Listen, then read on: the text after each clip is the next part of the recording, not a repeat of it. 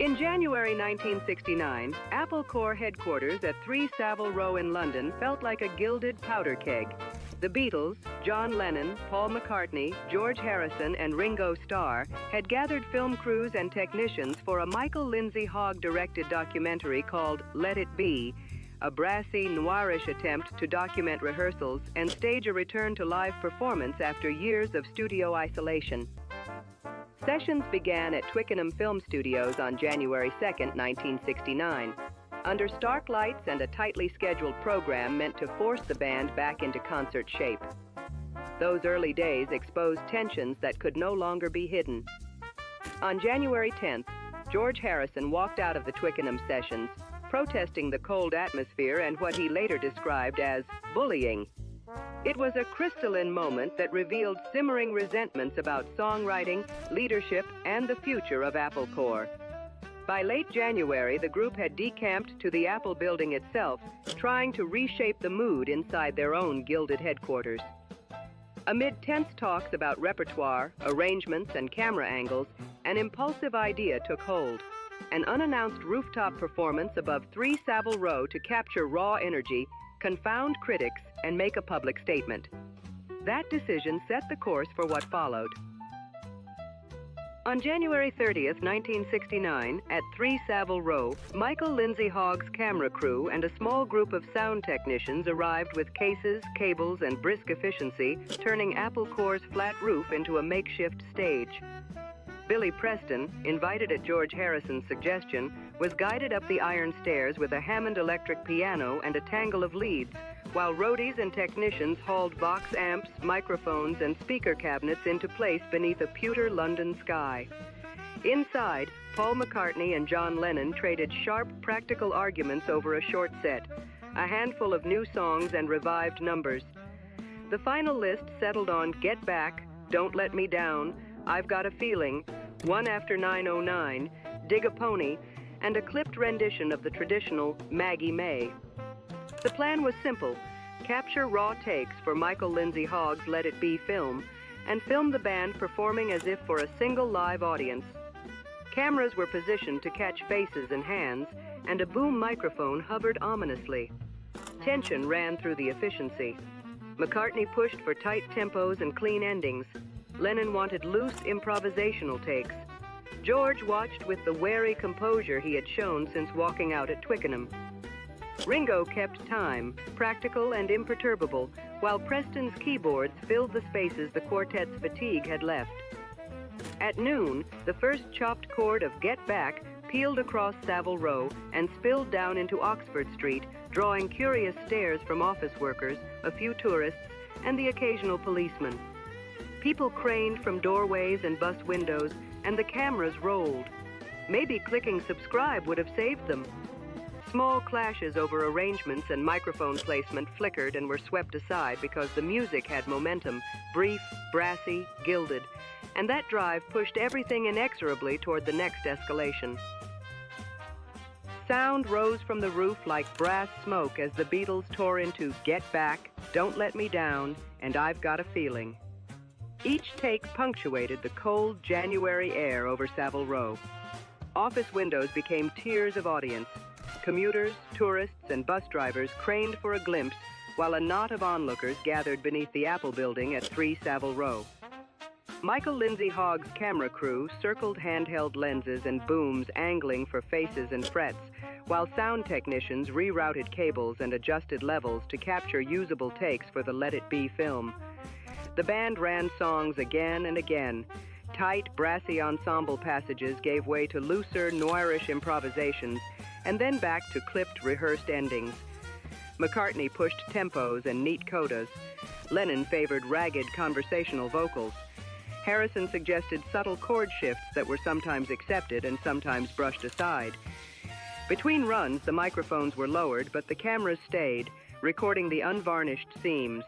Off-mic asides, sharp editorial comments about arrangements, a terse note from George about dynamics, and Ringo's practical reminders to count it in. Billy Preston's Hammond organ filled gaps and smoothed rough edges, prompting a brief, genuine smile that flickered across Harrison's face and registered on film as a momentary detente. Technicians called for another take, and the band launched again with jagged verve. The crowd below responded with cheers and a growing metallic applause that vibrated up through the roof boards. Candid moments leaked through, laughter that cut to silence, an argument about song order captured in a single unguarded frame, and a weary acceptance that music could still blaze even as fault lines widened. The music swung between gilded euphoria and brittle exchange, and with every successful pass, the fragile truce that let them play felt both more necessary and more precarious. By mid-afternoon on January 30th, 1969, the music that had sounded raw and triumphant an hour earlier began to feel like a public provocation. The brassy chords and Ringo's steady pulse spilled from 3 Savile Row into Oxford Street, halting traffic, filling office windows, and creating a buzz that city bureaucracy could not ignore. Pedestrians lined the pavements, buses idled, and the knot of onlookers swelled until complaints reached Apple Corps and then the local authorities. A maintenance foreman and an Apple building representative climbed the iron stairs to the roof, faces pinched by cold and paperwork. They brought with them a uniformed constable from the Metropolitan Police, dispatched after multiple noise complaints and concerns about street congestion. The exchange on the roof was terse and edged with formality. Michael Lindsay Hogg and Apple staff pleaded for more takes, arguing the performances were for a legitimate film shoot. Building management pointed to tenants, rooftop safety, and the absence of permits for an impromptu public concert. The constable warned the performance could not continue if it endangered public order or blocked thoroughfares. Negotiations telescoped into sharp, practical decisions: turn the volume down, limit the runs, or stop altogether. The rooftop became a makeshift council chamber where artistic urgency collided with civic regulation. Paul pushed for one more complete take. John shrugged and muttered a caustic joke. George stared past the speakers, the old wariness returning. Ringo counted it in like a man marking the end of a shift. Each replay tightened the time window. The crowd cheered, the microphones recorded, and below, the law and the city's pulse imposed a literal limit on how long the Beatles could play. The rooftop moment accelerated toward an inevitable stop. On January 30th, 1969, under a pewter sky, the Beatles climbed the roof of 3 Savile Row. As Metropolitan Police gathered on the pavement below, their tempo hardened into raw propulsion. Paul McCartney launched Get Back with a brassy command. John Lennon rasped conversational lines into a boom mic. George Harrison's guitar cut like sunlight.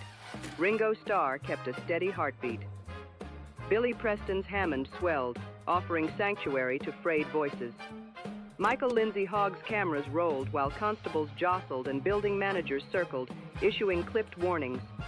A uniformed officer climbed the iron stairs and, after negotiation, warned the group they must stop if the street remained blocked. The Beatles answered with one last marathon, Don't Let Me Down, slid into I've Got a Feeling, and One After 9:09.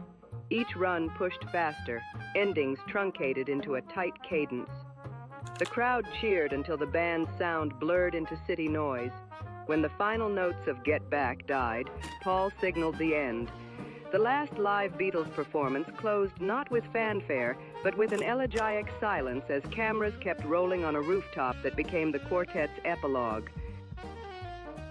When the final chord died on January 30th, 1969, the rooftop footage became the linchpin of Michael Lindsay Hogg's film Let It Be and of the Beatles' last public performance. Editors used those brassy rooftop takes to create a clear contrast.